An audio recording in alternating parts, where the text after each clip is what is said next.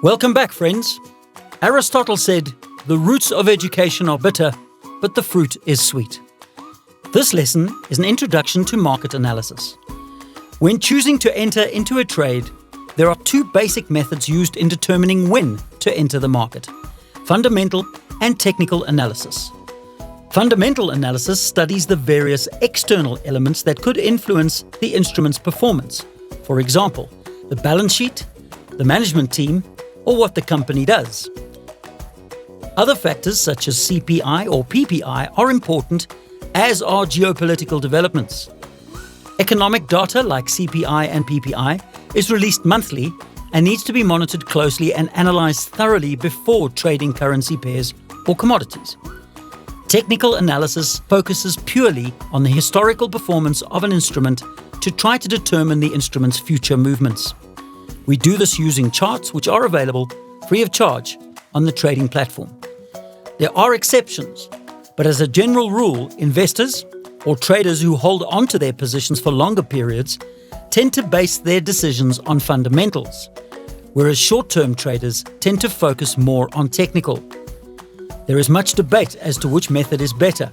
There are successful investors who focus only on fundamentals and just as many successful traders who focus only on technical. We firmly believe that once you have a solid understanding of technical analysis, we then begin to explore the fundamental factors. At that point, you can decide for yourself whether you would like to base your trading on technical analysis, fundamental analysis, or a combination of the two. Before we go any further, it is important to know how technical analysis started. Dow theory is the backbone of technical analysis. Charles Dow is considered to be the father of technical analysis. He wrote a series of papers which looked at the way in which shares behaved. These papers became known as Dow theory. Dow theory applies as accurately to shares as it does to currency pairs or commodities. Dow theory is broken down into 6 basic tenets. In this lesson, we're focusing on those that are most vital. Trends. There is a very important market saying, "The trend is your friend." This could well be a successful trader's most important mantra. It is vital advice. Uptrends are defined as a time when successful rallies in an instrument's price close at higher highs and higher lows than those achieved in previous rallies. In the case of an uptrend, we would be more likely to want to buy or go long. Downtrends are defined as when a market makes successive lower lows and lower highs. In this case, we would be looking to sell or go short. Trends have 3 phases.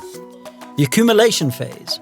Here, the expert traders are actively taking positions which are against the majority of people in the market. The price does not change much during this phase as the experts are in the minority, so they are not a large enough group to move the market. The public participation phase is when the public at large catches on to what the experts know and begin to trade in the same direction. Rapid price change can occur during this phase as everyone piles into one side of the trade. The excess phase. This is when rampant speculation occurs and the smart money starts to exit their positions. As traders, we want to enter the market during the accumulation or early in the public participation phase, but never in the excess phase. Markets discount all news. There is another well-known trader's cliché.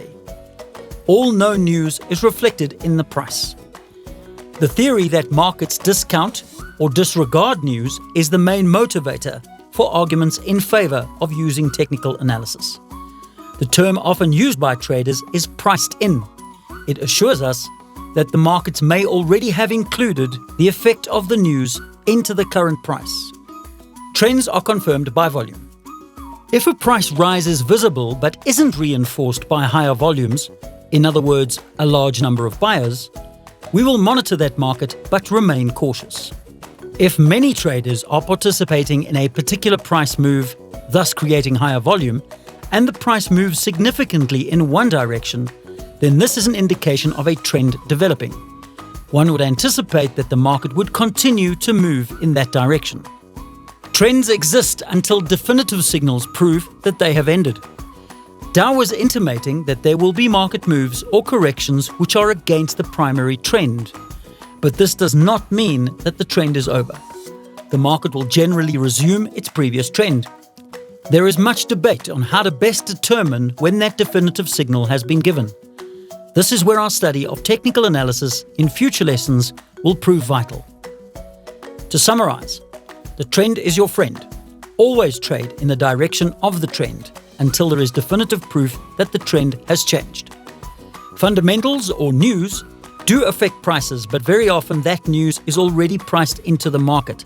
To unpack that a little further, if traders are expecting good data, the market could move higher before the actual figures are released. Or the opposite could happen.